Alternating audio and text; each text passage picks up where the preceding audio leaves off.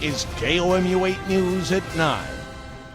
Vietnam veterans and their families gathered across the state to mark Missourians' first ever Vietnam Veterans Day. Good evening, I'm Nick Brennan. And I'm Garrett Bergquist. Thanks for joining us. State law signed last summer designates every March 30th as a day of remembrance for those who fought in the Vietnam War.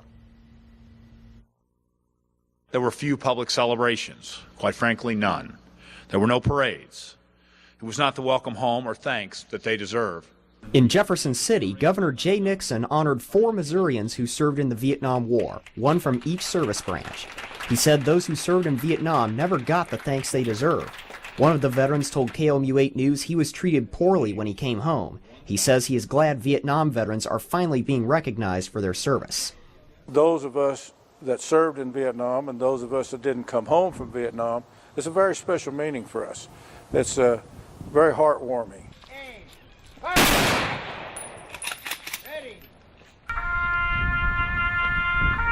In Rawls County, dozens of veterans and their families gathered at a memorial overlooking Mark Twain Lake. Veterans say ceremonies like these give them a chance to connect with other veterans and talk about their experiences. Most of the guys come here and you just talk among yourselves, different experiences and stuff. It kind of just helps you unload. Bob Burdette says he did not talk about his experiences for years after returning home. How were you treated when you came back?